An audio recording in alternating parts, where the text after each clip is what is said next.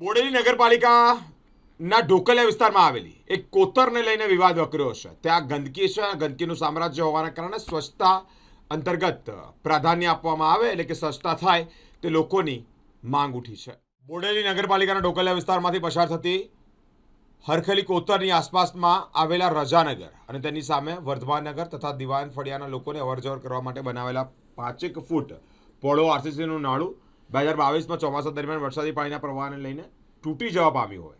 આજ દિન સુધી નહીં બનાવતા ત્રણેય વિસ્તારના લોકોને અને ખાસ કરીને શાળામાં જતા નાના નાના બાળકોને ભારે મુશ્કેલી પડી રહી છે। એટલું જ નહીં, આ કોતર પર વ્યવસ્થિત આયોજનબદ્ધ તંત્ર દ્વારા પહોળું નાળું બનાવવામાં આવ્યું છે। 108 એમ્બ્યુલન્સ અને નાના નાના બાળકોની અવરજવર મળી રહે તેમ છે તેમ ત્યારે કોતરમાં બારેમાસ ગંદકીનું સામ્રાજ્ય છે, દુર્ગંધ આવી રહી છે, મચ્છરનો ઉપદ્રવ છે।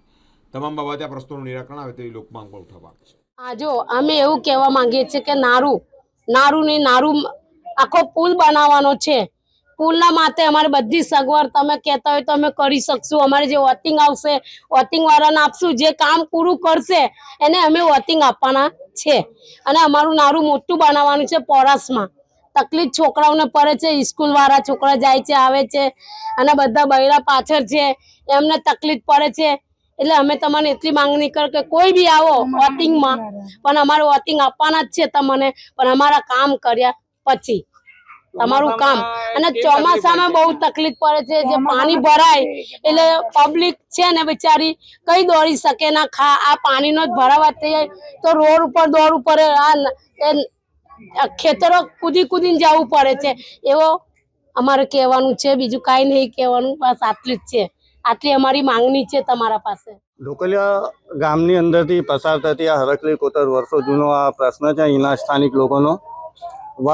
અવારનવાર ચોમાસામાં દરેક વખતે અહીંયા આગળ પાણી ભરાઈ જાય। પાણીની સૌથી મોટી સમસ્યા છે, બહુ મોટી સમસ્યાઓથી ઘેરાયેલો આ વિસ્તાર છે। આગળ ડુંગરોના 7 ગામોથી વધુ ગામોમાંથી થઈને પસાર થતી આ કોતર બધા પાણીનો ભરાવો અહીંયા આગળ થાય છે। અમારી તંત્રને માંગણી એવી છે કે ટોકરવા ગામ પાસેથી આને ડાયવર્ટ કરવામાં આવે તો ચોમાસામાં અમને કોઈ મુશ્કેલીનો સામનો કરવો ના પડે। બીજો પ્રશ્ન અહીંયા આગળ એ કહ્યો છે કે હેવી લાઈન જાય છે, અમારા રહેણાંક વિસ્તારની અંદરથી લોકોના ઘરો ઉપરથી હેવી લાઈન જાય છે, 1200 વોલ્ટ કેવી જેવું છે કંઈક।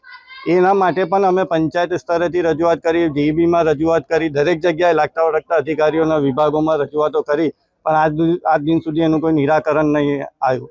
તો શું તંત્ર રાહ જુએ છે કોઈ ઘટના ઘટી જાય પછી કોઈ કામગીરી કરવાની? શું આ વિસ્તાર ભારતમાં નથી, ગુજરાતમાં નથી? શું આ વિસ્તારના લોકો દેશના નાગરિક નથી કે ગુજરાતના નાગરિક નથી? સરકારશ્રીના નીતિ નિયમ પ્રમાણે દરેક ઘરવાળા ઘરવેરા, નલવેરા, લાઇટ બિલ બધા જ ભરતા વેરા છે। અહીંયા કોઈ અત્યારે કોઈ ઉદ્યોગપતિ, કોઈ નેતાનું મકાન હોત તો આ પરિસ્થિતિનું નિર્માણ ના થતું। છેલ્લા 3 વર્ષથી આ બ્રિજ તૂટેલી હાલતમાં છે। લોકો અહીંયાથી પસાર થાય એટલે એમના પગોમાં કાચ વાગે, ખીલા વાગે એવી પરિસ્થિતિનું નિર્માણ છે। શું આ ગરીબ લોકોનો વિસ્તાર છે એટલે અહીંયા સરકારશ્રીની યોજનાનો લાભ નથી પહોંચતો? અત્યારે આ જે ચૂંટણી છે તેમાં શું કરશે? અમારી આ નગરપાલિકા જે નગરપાલિકા છે 26 તારીખે જેની ચૂંટણી થવા જઈ રહી છે, નવું જે બોર્ડ આવે એનાથી અમે આ એક જ આશા રાખીએ છીએ કે તમે બીજા કોઈ કામ કરો કે ના કરો, પણ અમારા વિસ્તારનું આ કામ કરો। અને જે બી કોઈ 4 કોર્પોરેટર ચૂંટાઈને આવશે એમની સાથે અમે કરાર કરીશું કે પહેલાં આ કામને પ્રાથમિકતા આપી પછી જ બીજા કામોને હાથ પર લેજો। એમે અમારે ઢોકળિયા ગ્રામ પંચાયતમાં પંચાયત લેવલ હતી, જ્યારે મહેશભાઈ સરપંચ હતા ત્યારે ગામના દરેક કામો થયેલા જ છે। એક આ પ્રશ્ન છે, આ મોટો પ્રોજેક્ટ છે એના કારણે અટકેલું છે, તો આ વસ્તુનું નિરાકરણ આવે એવું અમે બાંહેધરી 4 કોર્પોરેટરો પાસેથી લઈશું, પછી જ બીજા કોઈ કામ હાથ પર લેવડાવવાની વાત કરીશું। શબ્બીરભાઈ શેખ।